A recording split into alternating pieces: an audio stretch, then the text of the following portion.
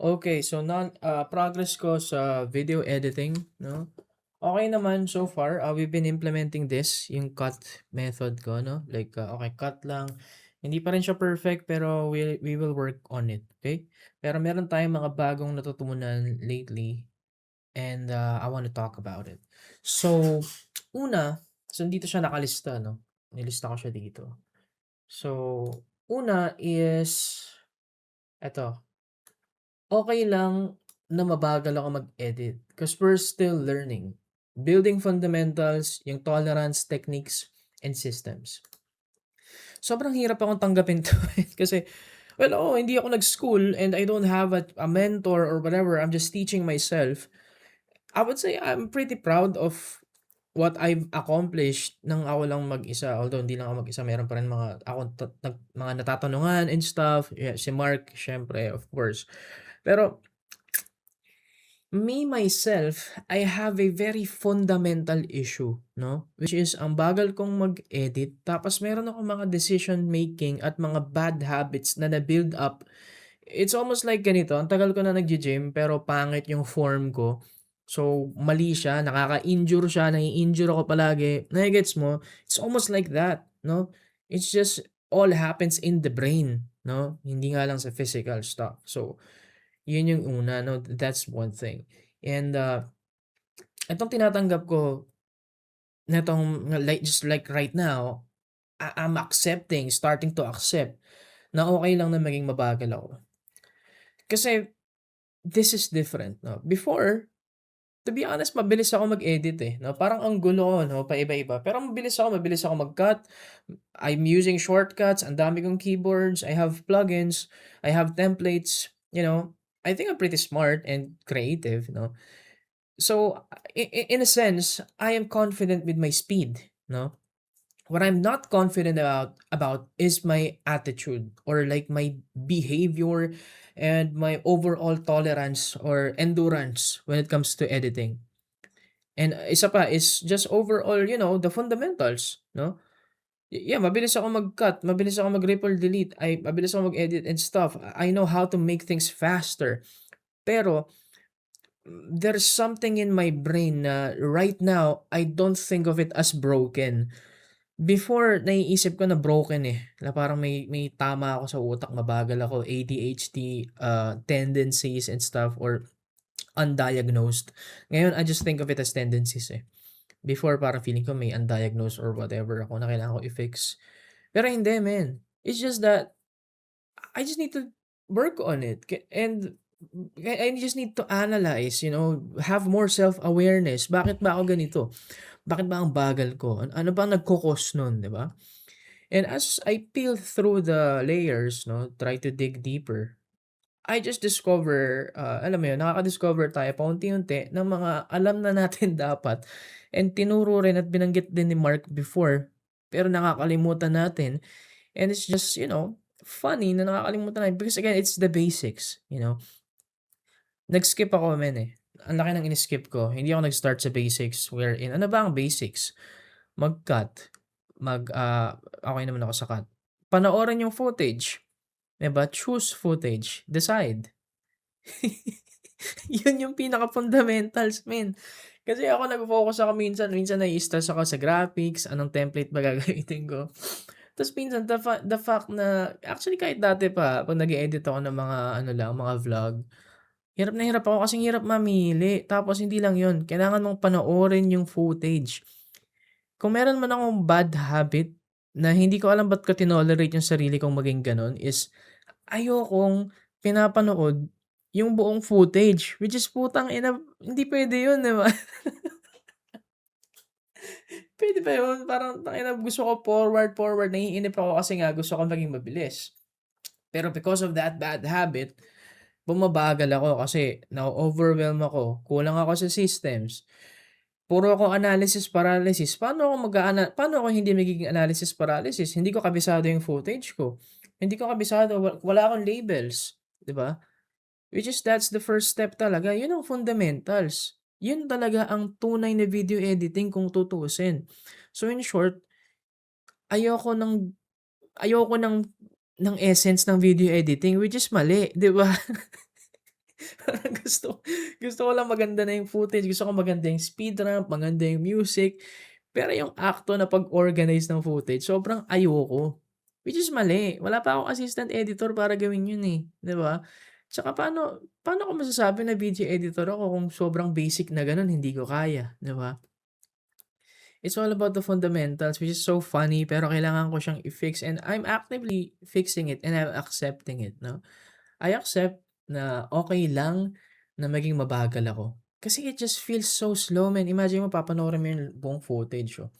Kasi nile-labelan ko, eh. Yun yung isang aspect na sa pag-uusapan natin, eh, na ginagawa ko actively, na na-realize ko na just helps my overall workflow na it might be basic, pero it just helps me, 'no? And it might cause too much delay or, pre-prod, 'no? Ang tagal, setting up. Nakaka-stress, admin yung feeling niya, 'no? Parang admin, ang tagal, paulit-ulit. But it's okay, it works. It just makes things easier.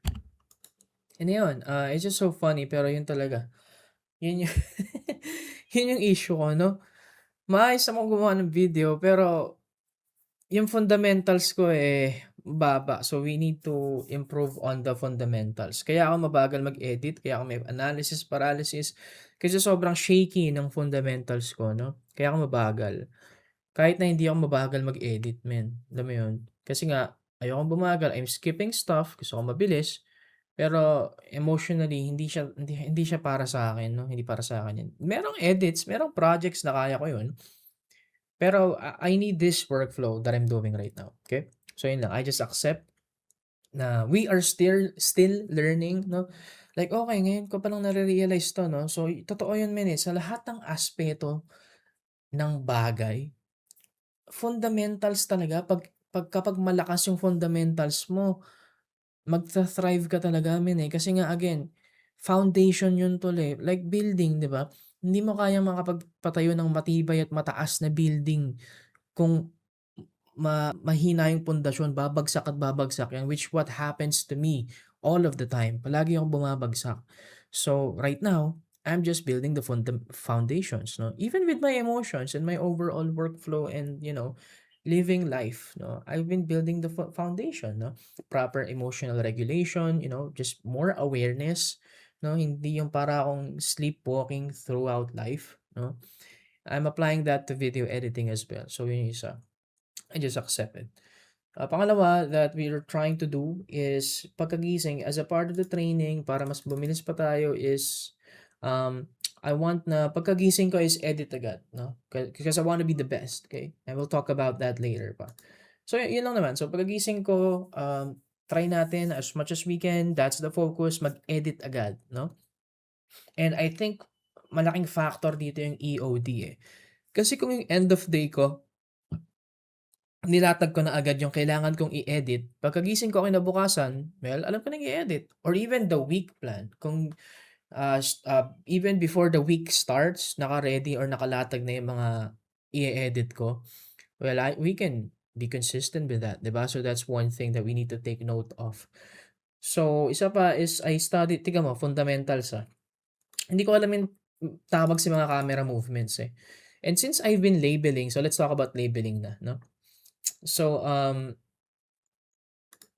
I observed na consistent siya sa editing, no, overall. It just helps me. Again, nakakapagod or nakakatamad panoorin lahat ng footage, 'di ba? Pero it's really necessary kasi para alam ko kung ano yung tools ko or alam ko kung saan ko ba siya ilalagay, 'di ba? It's really helpful. And as a part of that is I do labeling, no? So I have some tools na, no, meron akong Phantom Edit and this one is really a necessity na. Before hindi ko siya ginagamit palagi, hindi siya parte ng workflow ko. Actually, I don't have a workflow, kung ano-ano lang, 'no. So, 'yun, I noticed that it just really helps me to, label things, kung ano bang camera movement 'to, ano bang nangyayari sa footage na 'to, and kaya inaral ko na rin yung camera movements. So, 'yun pala, so tracking pala 'to. Tracking, pedestal, tilt, pan, 'di ba? So, yung mga gano'n, May DALL-E pa nga, hindi ko ginamit yung DALL-E, Zoom lang tawag ko, may mali pa rin akong terms pero whatever works for me. So yun, naaral ko na yung, camera movements. Tapos meron akong bagong rule, na-observe ko kasi, na kapag sa addiction ko 'no, when I'm 'pag nag-a-addict ako sa porn or whatever or YouTube, I always say this like, "Okey last na." Actually isa pa, lalo sa pages when it comes to sa, adult websites 'no. For example, nasa 35 ako. Actually, 5 pa para 40 sakto. So, aabot ako page 40. Isa pa nga 5 pa, so 45. Actually, isa pa last na 50. Umabot ako ng 50 page. Minsan umabot ako anong page yung layo ko na.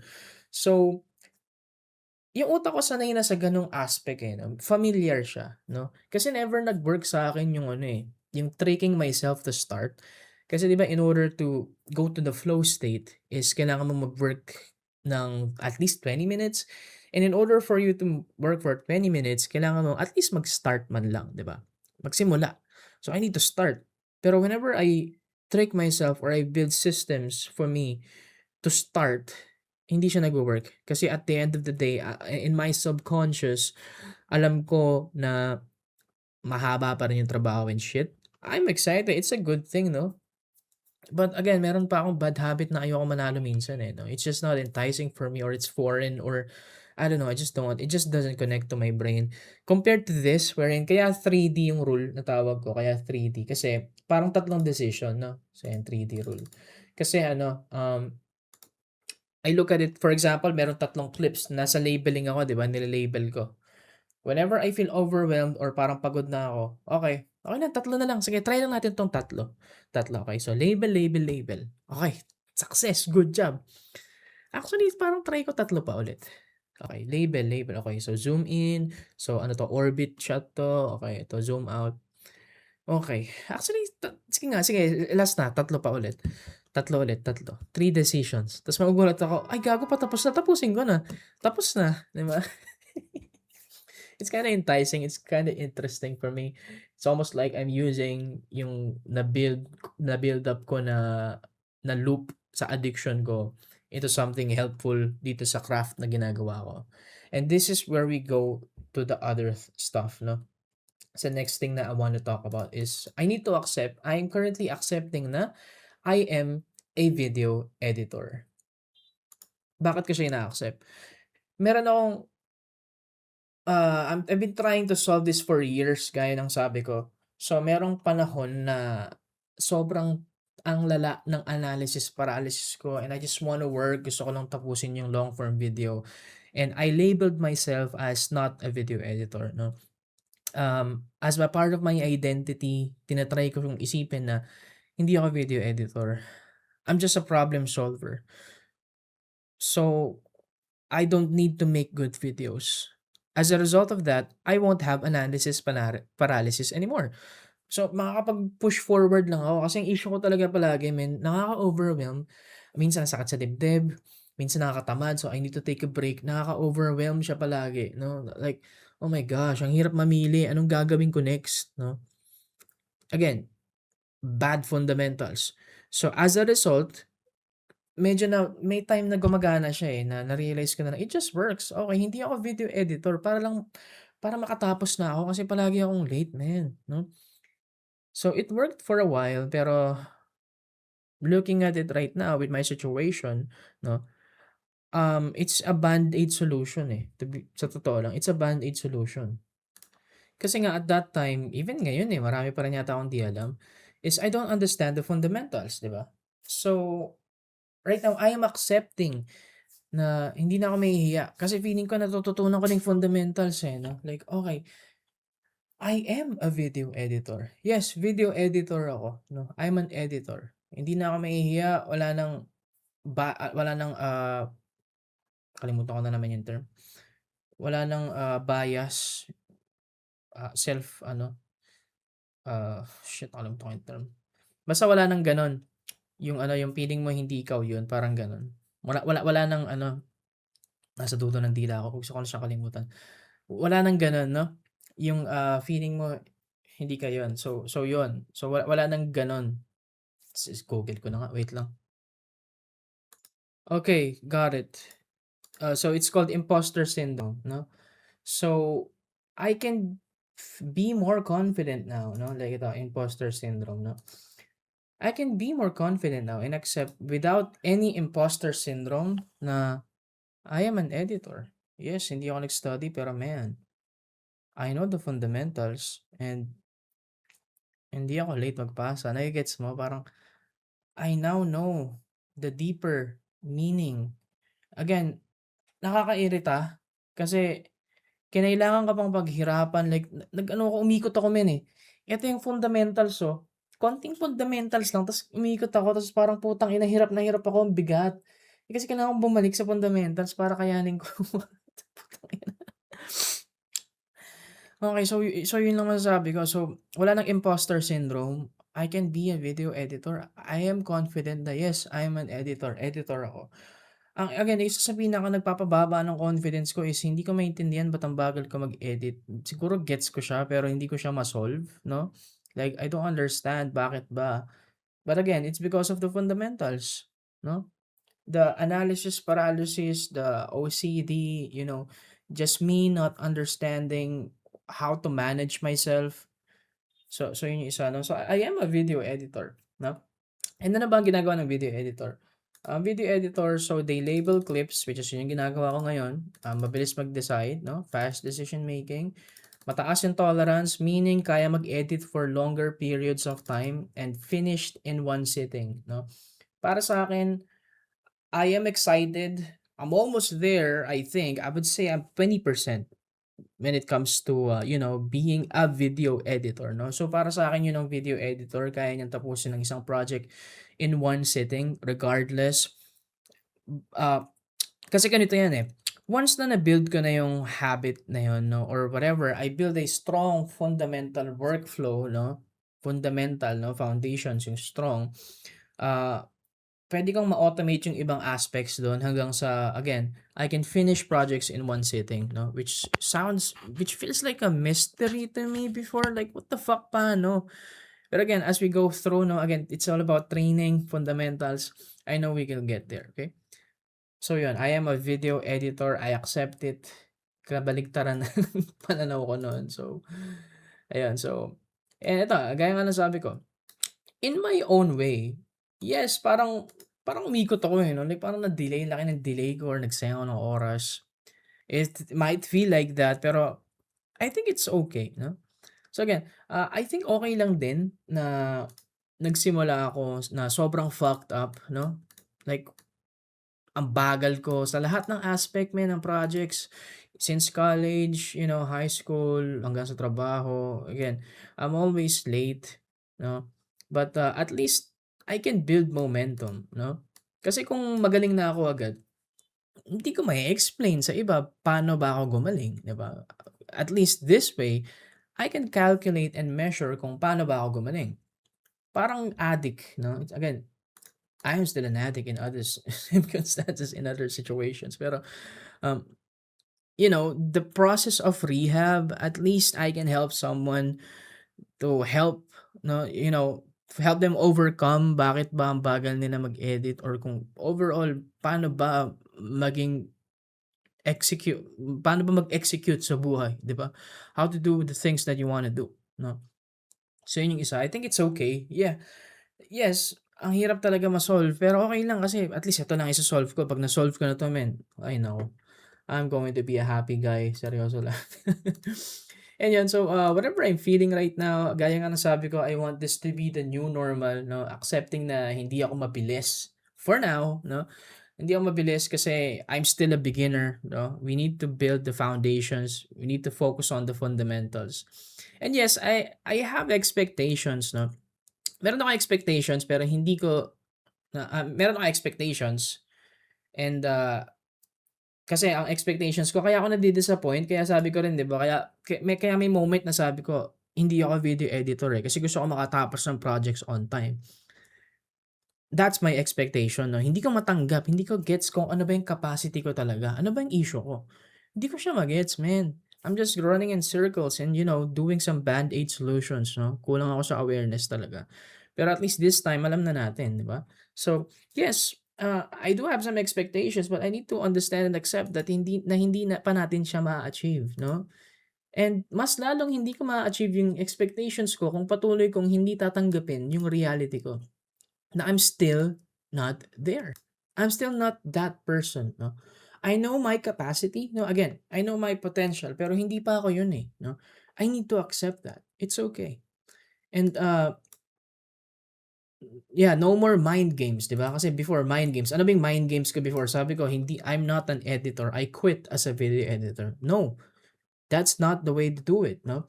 I am a video editor. I need to understand the fundamentals. Kailangan ko talaga mag-label ng clips, 'di ba? I need to understand my process. Paano ba nagwo-work yung utak ko, no? So again, this is the process and I like it, no? Kailangan ko maging aware at maalala, no, na I am a beginner. We are building the fundamentals and we will be who we want to be, no? Yung expectation ko will definitely reach that, okay? It's just a process. We need to go with the process. And yeah, mornings do matter. Kaya kahapon hirap ako. Kaya ako matandaan na importante ang morning. So and soon, whatever bad morning we have, we need to still work properly, no? We will solve that soon, okay? Not today, we will solve that soon. Even if we have a bad day, we can turn it around or, still work, no? And again, in order to achieve my goals, this is it, no? Ito na yung kailangan kong maging, no? I need continuous tracking, which is what we're doing right now, no? Tinatrack natin yung sarili natin. We have awareness, which is what we're doing right now. Training, which is what we're doing right now. Analysis, we are analyzing ourselves. And, improvement, continuous improvement. Kailangan natin maging matalino, no? Be smart, patient, and strategic. And, yeah, kailangan talaga siya, no? It's better, ito rin, meron din ako na-realize na isang bagay, no? Na before kasi, actually, even now, no? Like, gusto ko palaging makamit. Like, I've been yearning for someone like me for a very, very, very long time, you know? Someone that can talk to me na maiintindihan ako and stuff. But at the end of the day, I'm me. No, that's what makes me special, no? And I know, mahirap din makahanap ng nakaka-relate sa akin. Meron 'yan for sure. It's just that I don't have time to look for him or her, no? I don't have time. I'm busy. And another thing is this is good kasi at least, no, so it's better rin na mag-isa ako kasi I can figure out my own problems, 'di ba? Without relying uh, on anyone, 'di ba? It's better na mag-isa ako. It's an advantage, thank God, because before again, I feel na nasa disadvantage ako kasi mag-isa lang ako, walang tumutulong sa akin and shit. I think it's okay kasi mawalan man ako ng tao sa paligid ko, like, if I am a kind of person that is lucky enough to have someone that can help me with my dreams, help me be a better person, pag nawala yun, back to zero ako. Like, I don't know how to function, diba? And compared to right now, I can function because I am alone, diba? If may tao sa paligid ko, then good. It's going to be a compliment and I can be so much stronger and better. So, again, naiinggit ako before, nalulungkot na mag-isa lang ako, pero again, kasi wala akong masyadong healthier circle. I do have a healthy circle. I'm thankful for that. No, like it's just that I have some expectations. No, a video editor na kagaya ko na building system and stuff. It's okay. I'm very blessed with what I have right now. Pero yun lang. Whatever I have right now or the disadvantage that I'm looking at, I want to make it as a advantage. Kagaya ni Iron Man, no? I always remember Iron Man, no? Nung ginawa niya yung armor niya, 'di ba? Nung pumunta siya sa space, yung unang armor niya, 'di ba, yung nag-yellow. Tapos ginamit niya yun as an advantage. Like all of the things that he experiences in the battlefield, ginagawa niyang advantage instead of a weakness. So, yun lang naman yung update ko so far, mahaba. I'm happy, pero yeah, let's go to the execution part. Execute tayo, okay? Tapos update ulit ako. Execute.